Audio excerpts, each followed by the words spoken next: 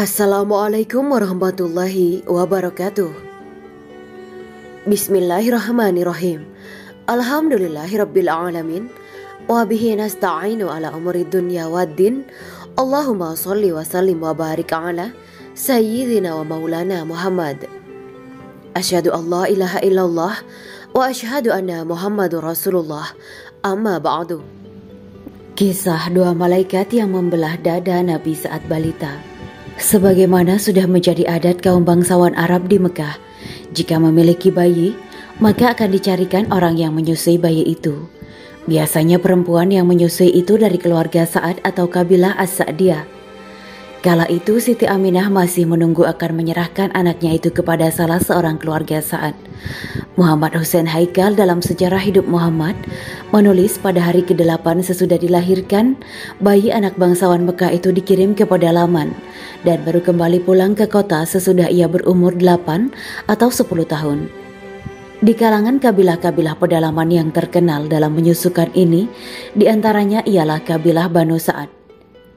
Sementara masih menunggu orang yang akan menyusukan itu, Siti Aminah menyerahkan anaknya kepada Tuaibah, budak perempuan pamannya Abu Lahab.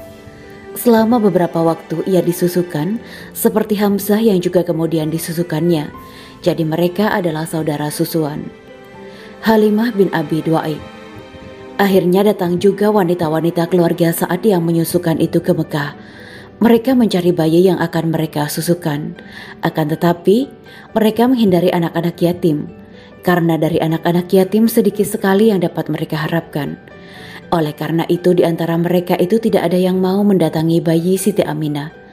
Mereka akan mendapat hasil yang lumayan bila mendatangi keluarga yang dapat mereka harapkan. Halimah bin Abi Duaib yang pada mulanya menolak menyusui bayi Siti Aminah seperti yang lain-lain juga, ternyata tidak mendapat bayi lain sebagai gantinya. Di samping itu karena dia memang seorang wanita yang kurang mampu, ibu-ibu lain pun tidak menghiraukannya. Hanya saja setelah sepakat mereka akan meninggalkan Mekah, Halimah berkata kepada Harith bin Abdil Uzza, suaminya, "Tidak senang aku pulang bersama dengan teman-temanku tanpa membawa seorang bayi. Biarlah aku pergi kepada anak yatim itu dan akan kubawa juga." "Baiklah," jawab suaminya. "Mudah-mudahan karena itu Tuhan akan memberi berkah kepada kita." Halimah kemudian mengambil bayi Siti Aminah dan dibawanya pergi bersama-sama dengan teman-temannya ke pedalaman. Dalam buku Harta Nabi karya Abdul Fattah As-Saman dijelaskan, sejak Halimah mengambil Muhammad yang masih bayi untuk disusui, dia membawa beliau pulang dengan menggunakan kendaraannya. Rasulullah Shallallahu Alaihi Wasallam diletakkan Halimah di pangkuannya untuk kemudian disusui. Seketika susu yang deras keluar dan beliau dapat minum hingga kenyang. Saudara sepersusuannya juga minum bersama beliau hingga kenyang. Lalu keberkahan demi keberkahan pun meliputi Halimah dan suaminya. Suatu hari ketika suami Halimah hendak memerah susu keledai betinanya, susu segar melimpah dari keledai betinanya. Halimah beserta suaminya pun minum dengan cukup dan merasa diselimuti dengan kebaikan sepanjang malam. Menjelang pagi, suami Halimah berkata, "Tahukah kamu wahai Halimah, kamu telah mengambil bayi yang penuh dengan berkah?" Halimah pun menjawab, "Demi Allah, sungguh aku mengharapkan hal itu terjadi dan terjadi." Dalam kisah lainnya, Halimah pergi dengan keledai betina sambil menggendong Rasulullah Shallallahu Alaihi Wasallam. Namun jika diukur dari batas nalar logika, Halimah sadar bahwa seharusnya keledai betinanya tak akan mampu menempuh jarak dari perjalanan yang menurut dia jauh tersebut. Halimah pun diingatkan teman-temannya agar berhati-hati dalam menempuh perjalanan, sebab batas kemampuan si keledai betina kemungkinan tak akan sekuat itu. Halimah pun menjawab, "Demi Allah, sungguh keledai betina itu menyimpan rahasia." Buku itu juga menulis, sejak diambilnya anak Halimah merasa mendapat berkah. Ternak kambingnya gemuk-gemuk dan susunya pun bertambah. Tuhan telah memberkati semua yang ada padanya. Selama 2 tahun Sayyidina Muhammad tinggal di Sahara, disusukan oleh Halimah dan diasuh oleh Saimah putrinya. Udara Sahara dan kehidupan pedalaman yang kasar menyebabkannya cepat sekali menjadi besar dan menambah indah bentuk dan pertumbuhan badannya. Setelah cukup 2 tahun dan tiba masanya disapi, Halimah membawa anak itu kepada ibunya dan sesudah itu membawanya kembali ke pedalaman. 2 tahun lagi anak itu tinggal di Sahara, menikmati udara pedalaman yang jernih dan bebas, tidak terikat oleh sesuatu ikatan jiwa, juga tidak oleh ikatan materi. Pada masa itu, sebelum usianya mencapai 3 tahun, ketika itulah terjadi cerita yang banyak dikisahkan.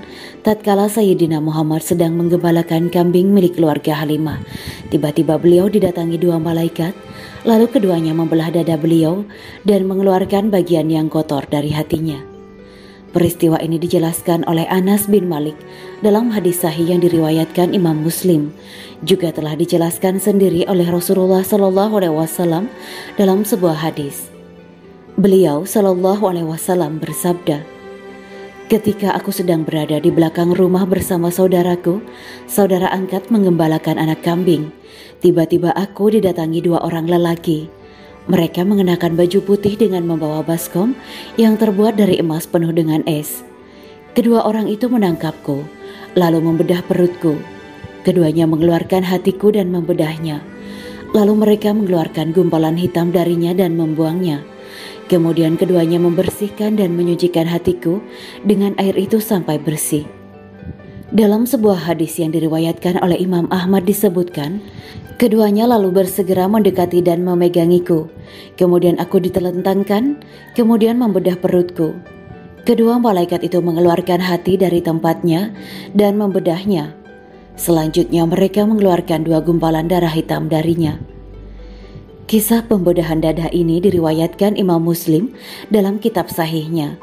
Meskipun diceritakan secara global, sedangkan sebagian sanad yang lainnya meskipun tidak sahih tetapi mencapai derajat hasan, sehingga bisa dijadikan hujah atau pegangan. Al-Hafiz Ibnu Hajar Al-Asqalani rahimahullah mengatakan, semua riwayat yang menjelaskan peristiwa pembedahan dada, pengeluaran hati beliau SAW dan berbagai peristiwa luar biasa lainnya merupakan hal-hal yang wajib diimani, diterima dengan lapang dada tanpa berusaha mengalihkannya dari makna yang sebenarnya. Hanya saja, dalam buku itu dikatakan, baik kaum orientalis maupun beberapa kalangan kaum muslimin sendiri tidak merasa puas dengan cerita 2 malaikat ini dan menganggap sumber itu lemah sekali. Pasalnya yang melihat kedua laki-laki atau malaikat dalam cerita penulis-penulis sejarah itu hanya anak-anak yang baru 2 tahun lebih sedikit umurnya. Begitu juga umur Sayyidina Muhammad waktu itu. Kisah pembelahan dada ini juga terjadi pada malam Isra Mi'raj. Imam Al-Qurtubi dalam kitab Al-Mufhim mengatakan, pengingkaran terhadap peristiwa pembedahan dada pada malam Isra Mi'raj tidak perlu dihiraukan, karena orang-orang yang meriwayatkannya adalah orang-orang sikoh atau terpercaya dan terkenal. Demikianlah kisah Islami Bidadari Surga.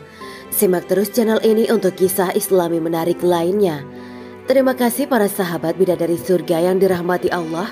Semoga diberi kesehatan dan diberkahkan segalanya. Juga dibahagiakan hidupnya di dunia dan di akhirat kelak oleh Allah Subhanahu wa Ta'ala. Amin ya mujibah sa'ilin.